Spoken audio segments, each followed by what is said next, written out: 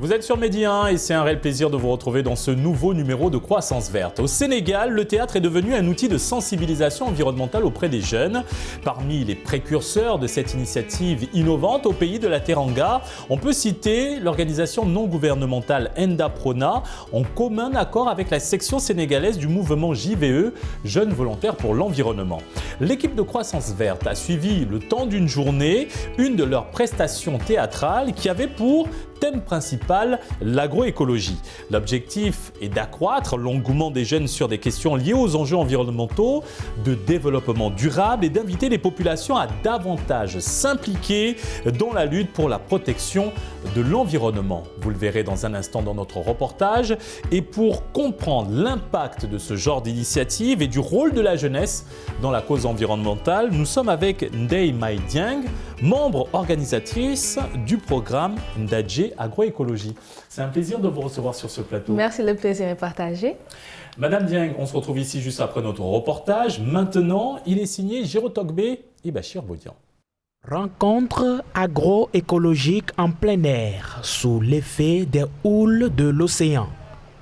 Nous sommes à la plage de Yoff, l'une des communes d'arrondissement de Dakar.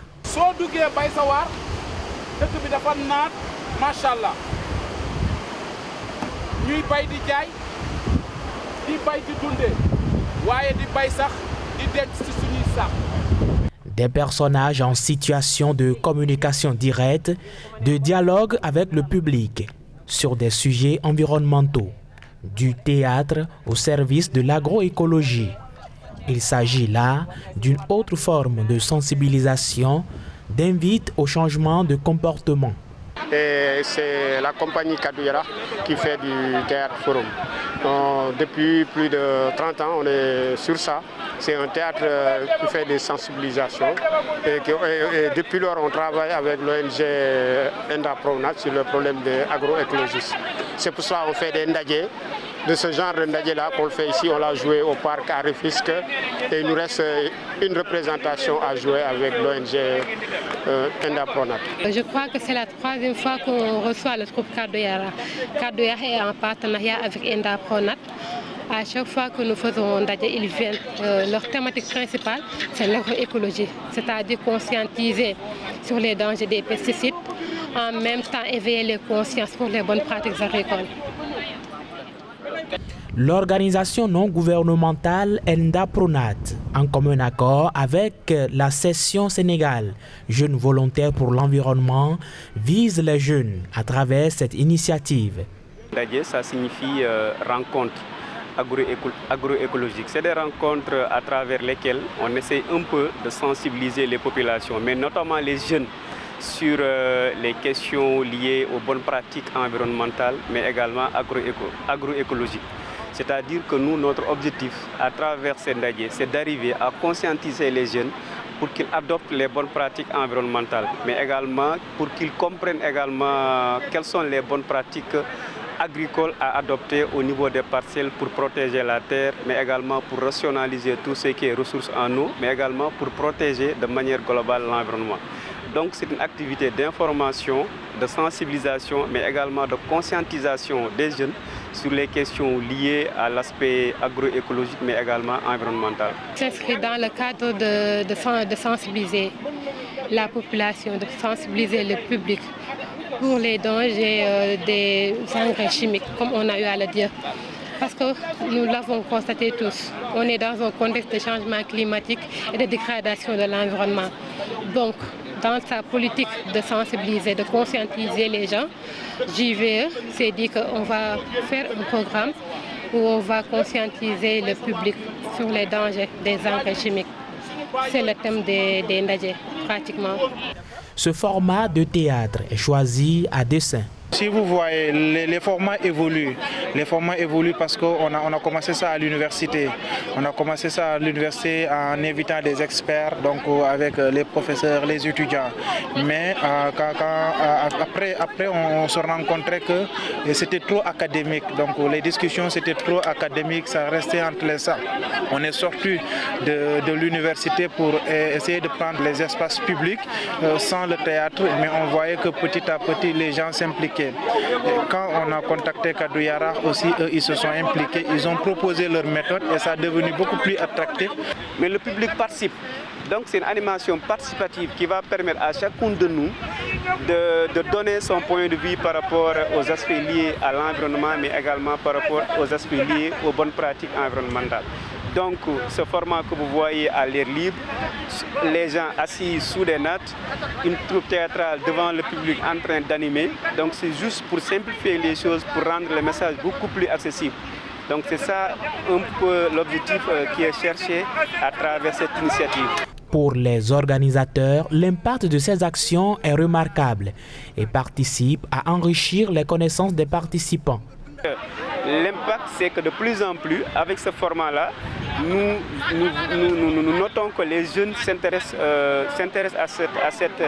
en tout cas à ce que nous disons sur la protection de l'environnement, tout ce que nous disons sur les changements climatiques, tout ce que nous disons sur les OGM. L'exemple que je peux vous donner, une dalle qu'on avait organisée à l'université avec les étudiants. En fait, c'était comme ça un format, mais ce n'était pas un format animé par des artistes, mais c'était des formats animés entre des agents de Endapronat, mais également des agents de JVE. Mais c'était sous des notes, format libre. Il y avait un débat sur les OGM. Les étudiants, peut-être c'était la première fois. Bon, ils entendaient les OGM, mais c'était la première fois en fait qu'ils entendent un débat approfondi sur les OGM. Ils avaient créé un débat, une animation, des échanges entre les animateurs qui étaient là-bas et les étudiants. Et c'était vraiment des débats intéressants qui avaient même poussé les étudiants à nous demander de revenir, continuer de sensibiliser parce qu'ils se retrouvaient dans ces formats qu'on a initiés.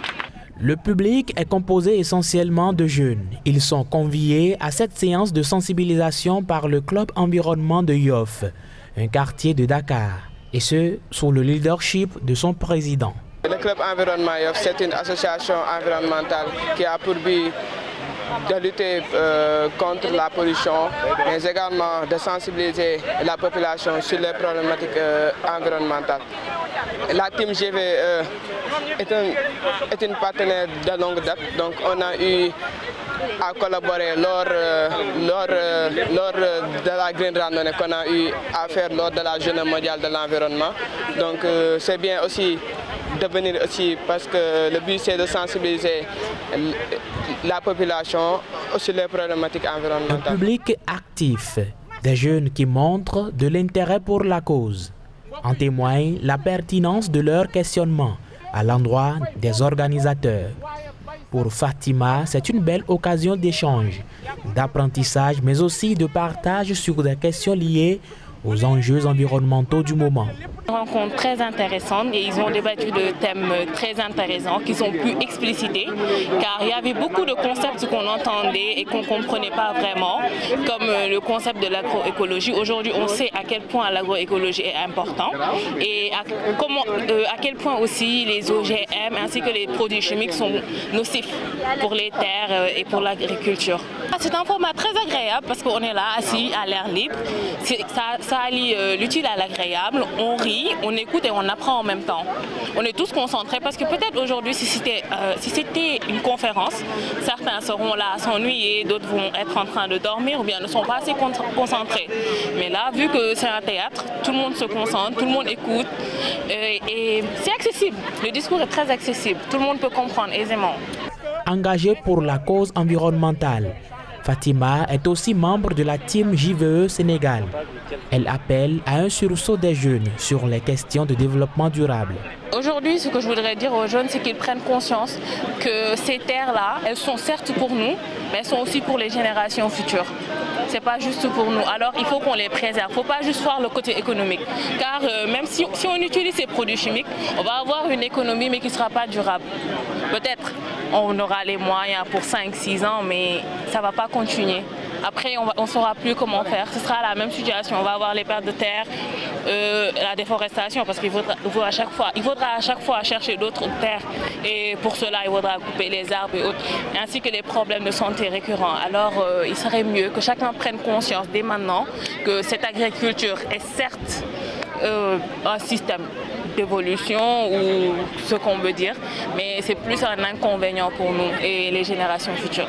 L'organisation non gouvernementale ENDA Pronat contribue à la mise à l'échelle de la transition agroécologique au Sénégal et dans la sous-région. Par ailleurs, l'organisation compte beaucoup sur la jeune génération. Nous, au niveau de ENDA, nous sommes convaincus que si les jeunes apportent leur contribution sur le combat que nous menons pour la protection de l'environnement, mais également pour la promotion des systèmes de production et de consommation durable, on peut rapidement atteindre notre objectif. Parce que pour nous, il faut vraiment que les générations qui sont là, les jeunes qui sont en tout cas l'espoir de demain, portent également le combat. Selon le groupe d'experts intergouvernemental sur l'évolution du climat GIEC, le monde n'a plus que 3 ans pour mettre fin à l'utilisation des énergies fossiles afin de limiter le réchauffement climatique à des niveaux soutenables. Cela passe évidemment par le changement de comportement, de pratique à tous les niveaux pour soutenir l'économie verte. Nous sommes de retour sur le plateau de Croissance Verte et nous sommes avec Ndeye Mai Dieng, membre organisatrice du programme Ndadje Agroécologie. Madame Dieng, d'abord un mot sur ce reportage et les différentes initiatives de pédagogie participative ludique qui préparent le citoyen à l'engagement climatique. Déjà, merci pour l'invitation. Je me présente, c'est Ndeye Mai Dieng, étudiante en master au département de biologie végétale de l'UCAD. Également, je suis une membre organisatrice des Ndadje.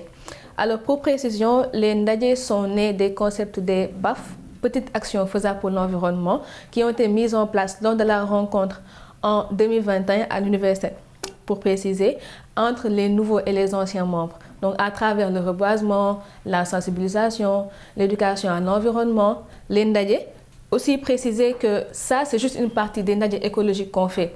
Les Ndadje là qu'on fait avec ENDA, c'est plus de l'agroécologie, donc il y a d'autres thématiques et tout. Mais avec ENDA, on a aussi reçu l'appui de la troupe théâtrale Kaddu Yaraax, avec qui on a fait pratiquement tous les Ndadje agroécologiques. Il y a également l'appui financier et technique des ONG allemandes telles que Heinrich Böll, Enlic. Maintenant, Madame Dieng, quelle lecture faites-vous de ce lien, nous l'avons vu dans ce reportage, qui relie l'expression artistique, les enjeux environnementaux et les innovations sociales? Alors pour ça, déjà préciser que les concepts précédents et celles de cette année ne sont pas les mêmes. Parce que d'habitude, lors des Ndadje précédents, on invitait des spécialistes, par exemple ceux qui évoluent dans le domaine agricole, dans le domaine agroécologique.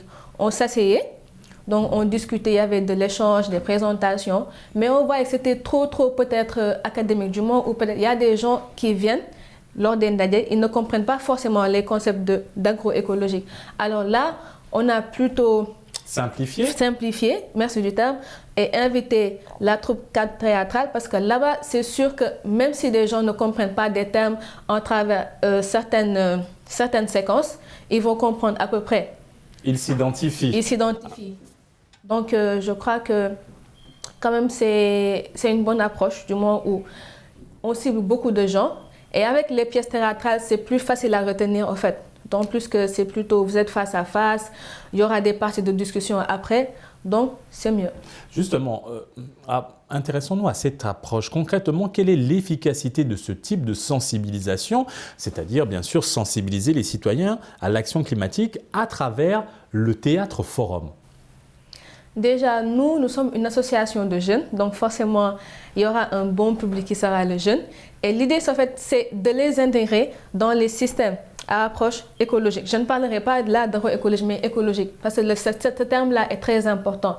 À travers le théâtre, les gens vont comprendre et vont se dire, tiens, oui, peut-être là, au niveau du Sénégal, peut-être au niveau de l'Afrique, on a certains comportements peut-être qui dérangent, même dans le domaine agricole, parfois c'est un peu compliqué.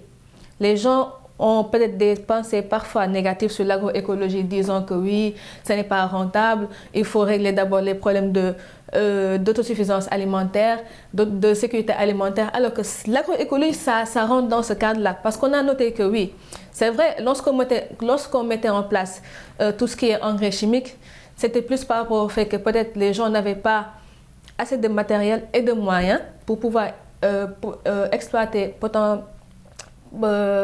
potentiellement les ressources qu'on a. Donc avec les engrais, on a mis, parfois les rendements c'est bon, mais on est allé jusqu'à un moment où ce qu'on pensait être positif a un impact négatif. Et surtout, ça à cause de l'action humaine. Donc à travers ces théâtres forums, vous souhaitez dévoiler différents aspects, que ce soit positifs ou négatifs, de l'agroécologie. Pouvons-nous ainsi qualifier de théâtre vert le théâtre forum mis au service de la préservation de l'environnement? Effectivement, parce que ça clarifie certaines choses. S'agissant de l'agroécologie, aujourd'hui les gens, ce n'est pas être contre les engrais. Parce que peut-être il y a des limites pour l'agroécologie, comme il y a des limites pour l'agriculture normale avec les engrais. Mais tout étant dit que là, nous sommes en situation de changement climatique. Et l'action humaine constitue une cause principale de la chose. Ce qui fait qu'aujourd'hui, si à notre niveau, on peut changer de comportement, ce serait bien. En tout cas, pour moi, je dirais totalement oui. Parce que déjà, ça révèle les différences qu'il y a entre l'agroécologie et l'agriculture que l'on fait d'habitude. Et comment se déroule la préparation des différentes représentations théâtrales dans le cadre de l'éducation environnementale? Alors pour ça, avec la troupe théâtrale, il y a 3 parties. La première, c'est la présentation des scènes. La deuxième, c'est une approche plutôt publique et on va dire, c'est le public qui va être le juge. Ils vont dire par exemple, pour tel acteur, si on le met à la lumière, c'est parce qu'il a fait une bonne chose. Si on le met à l'ombre, c'est parce qu'il a fait une mauvaise chose. Et des gens qui n'ont pas eu un rôle, pas comme ci, pas comme ça, on les met au milieu. Après, on prend des gens du public qu'on met à la place de certains acteurs pour voir à leur niveau, eux, ce qu'ils pensent du théâtre, en plus, quelle action ils auraient menée. Aujourd'hui, l'impact environnemental du monde du spectacle est aussi pointé du doigt. Quelles dispositions particulières prenez-vous avant vos représentations pour éviter un impact négatif de l'art sur l'environnement? Alors, merci pour ça. C'est une question assez pertinente du moment où on parle de ndaje agroécologique. Donc, comme vous l'avez vu, on s'assoit sur des rencontres qui drainent du monde. Oui, c'est ça quand même. Et pour éviter certains impacts négatifs, je dirais, comme vous l'avez vu, nous ne sommes pas dans des salles climatisées. Nous sommes sur des nattes en plein air. Parce que déjà, pour parler peut-être d'agroécologie, ce serait bien d'être connecté avec la nature. Ce serait plus captivant. En plus, même vous voyez les concepts pour la collation, ce ne sont pas des sachets par là, des baguettes à gauche, des plastiques à droite. Au moins, on essaie d'amoindrir pratiquement la pollution. Parce qu'aujourd'hui, peut-être, si on parle d'agroécologie, c'est plus par rapport à la pollution, que ça soit plastique ou par les engrais. Donc, nous, à notre niveau, on essaie quand même de donner l'exemple pour vous dire que ce n'est pas forcément en s'asseyant dans une salle climatisée avec un bon nombre qu'on parlera forcément d'agroécologie. Parce que la réalité, c'est le terrain. On part voir les agriculteurs et eux, ils ont besoin qu'on leur donne des actions concrètes qu'ils peuvent mener pour... dans le cas, en tout cas de l'agroécologie, développer l'agriculture, avoir de bons rendements et surtout de façon verte. Selon vous, quel impact aurait au niveau national ou même national, régional, ce genre d'initiative si elles étaient appliquées dans les écoles, les communautés rurales et urbaines marginalisées ou même nos universités? Alors pour ça, je vais plus entrer dans le domaine de l'éducation en l'environnement parce qu'on voit même dans les programmes au Sénégal que ce n'est pas forcément quelque chose qui est ancré. Alors que ce sont des actions vraiment petites, mais quand on voit à l'échelle peut-être, même pas nationale, mais mondiale, ça a un impact positif parce que ça aurait clarifié certains termes. Les gens, peut-être, on va toucher une bonne partie de la population qui vont changer de comportement et peut-être avec le bouche à oreille, les gens vont se dire, tiens, je suis parti au ndaje aujourd'hui ou on a fait un ndaje agroécologique à l'école aujourd'hui. On a parlé de certains termes, les agriculteurs, la pollution. Toi, à ton niveau, ça reste dans ta tête. Et quand tu arrives chez toi, rien que par le comportement que tu as, même pas en termes de discussion, mais quand tu agis, les gens vont prêter attention à toi. D'autant plus qu'aujourd'hui, la population africaine est à 95% jeune. Donc, c'est nous qui devons mener les bonnes actions. Madame Dieng, selon vous, aujourd'hui, comment donner les moyens à la jeunesse africaine de produire des actions écologiques dans leur propre communauté, c'est-à-dire initier des projets de protection de l'environnement à l'échelle locale?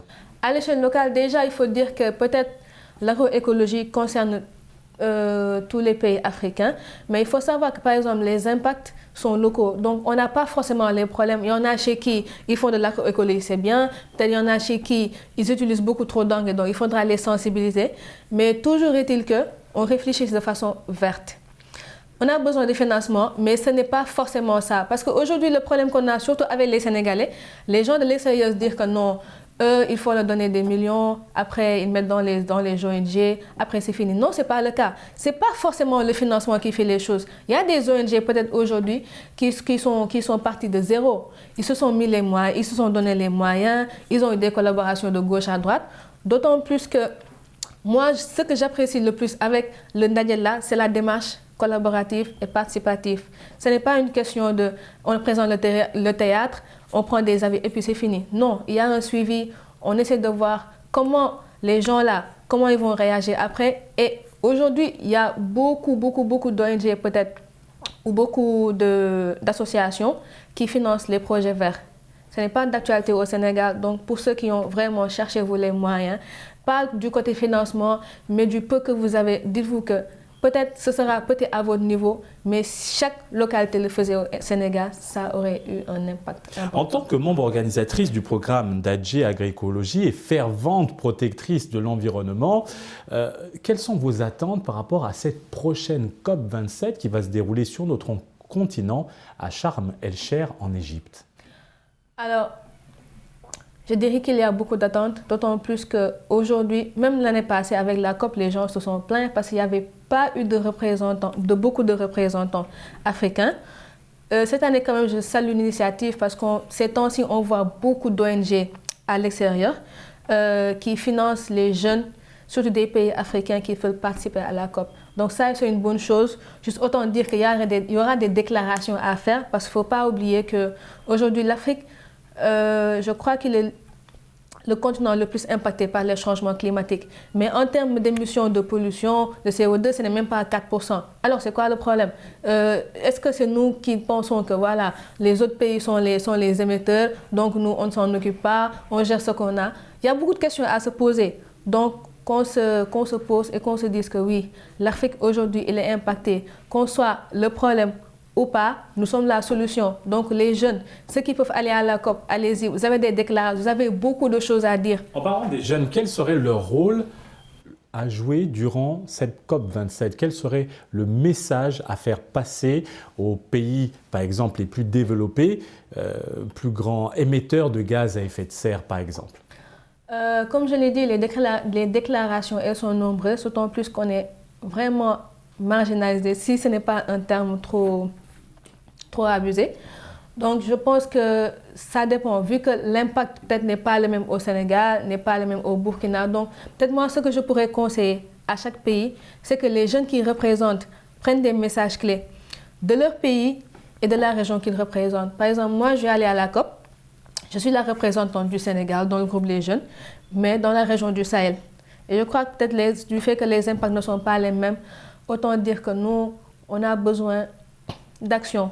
Même si ce n'est pas peut-être le côté financier qui va tout régler, d'autant plus que les financements, quand même, ce ne sont pas des choses qu'on force aux pays développés. On ne dit pas, oui, forcément, donner $1 milliard aux pays du Sahel, pas forcément. Mais l'essentiel est qu'aujourd'hui, qu'ils prennent leurs responsabilités. Parce qu'il ne s'agit pas de dire que, oui, on ne contribue pas peut-être même pas à 4% du taux de pollution mondiale, mais eux, ils polluent.